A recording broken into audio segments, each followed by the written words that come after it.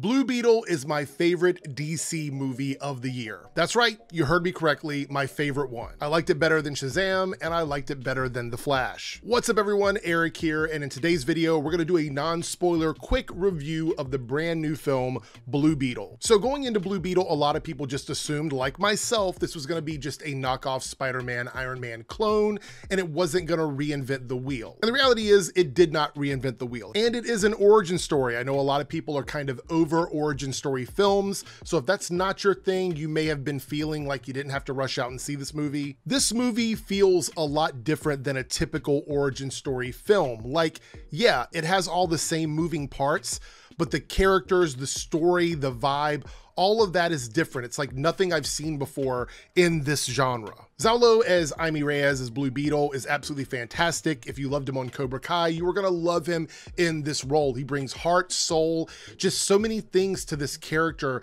that are necessary for the movie to be successful. And I think he absolutely nails that. It will be a shame if this character does not continue on in the DC universe moving forward, because I think they have struck gold with him in this role. One of the things it did really well is combine practical effects with VFX and CGI. Now, this is something that the Flash movie got wrong, in my opinion. There was a lot of issues with the VFX in that film that for some people completely took them out of the movie. However, here in Blue Beetle, there's a lot of practical stuff like the costume, which looked absolutely fantastic on screen. Looking at this movie with the visual effects, I will say between the other two DC movies that came out this year, like Shazam and The Flash, this one had the best visual effects. And when it comes down to stuff like that, a lot of those decisions lie in the hands of the director. So shout out to Angel Manuel Soto, the director of this film, who made a lot of smart decisions in terms of just atmosphere, tone, vibe, visual effects, all of that. It was just really, really well done. I need to talk briefly about George Lopez, someone that I'm not a massive fan of. I think when I saw the trailer, I was like, I'm not a huge fan of George Lopez. So I thought he was going to be a problem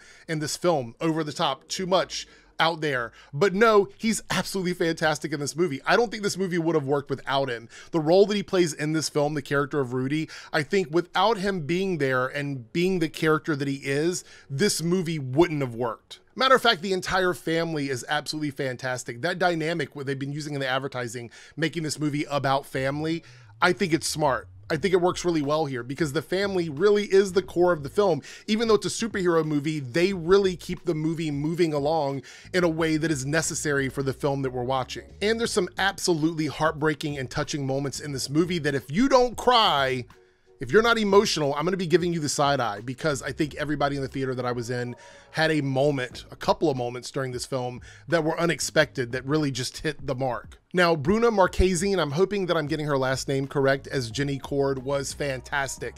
I've never seen her in anything else, and she was probably, for me, the biggest standout and surprise in this movie in terms of characters. Like, she was just really, really good in this film. And there was a lot of chemistry between her and Zaulo in this movie that, I mean, perfect casting. The two of them together, just absolutely fantastic. Mind-blowing how well they worked on screen. Very quickly, I want to talk about some of the issues I had with the movie, because it wasn't a perfect movie. It was really great, had a lot of fun with it. But the issues that I had with the film were Susan Sarandon, who seemed to be just there for a paycheck. She wasn't doing much of anything. Her performance was very dialed in. It did what they asked for, like in terms of being that character and doing what she needed to do. She did that, but other than like one scene in the movie, I was really kind of like, why is she here? She's not really doing anything that is necessary for her to be playing this role. And so I felt as it was very much a throwaway role in the movie, to be completely honest. Now, Carapax is pretty much throughout the majority of the film just a henchman character, which most of us pretty much assumed that's what he was gonna be.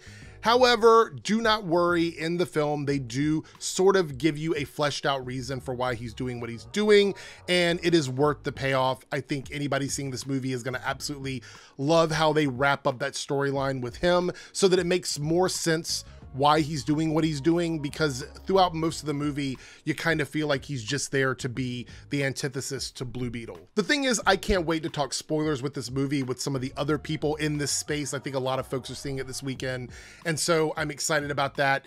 But Blue Beetle is an absolutely fantastic film, From my perspective, it is my favorite DC movie this year. And look, The Flash is my favorite character, and Blue Beetle just kind of knocked it out of the park. This movie feels good. It's got a beginning, it's got an end. It feels like this self-contained origin story that makes sense. And if this is what the DCU is going to be moving forward, I'm really excited for what we're going to get. I think this movie is definitely worth seeing. If you were on the fence about seeing this movie, I think you should go out and see it.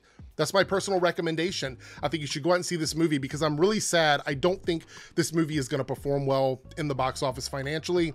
I think a lot of people are going to love it. I don't know if that's going to reflect numbers, specifically because of the strike that's going on right now. I think that this movie has a it's got an uphill climb to get to anything because they just have not really been able to promote this film.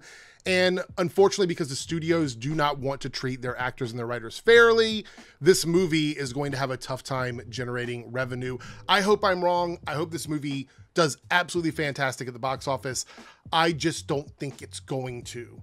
And that sucks because I think this movie is one of the best origin story superhero movies we've had in a really long time. And I think the representation in the movie is very good. If you want to get that vibe and get into that world, this movie delivers from that standpoint. And so I hope it does well. I would give this movie a very strong, 9 out of 10.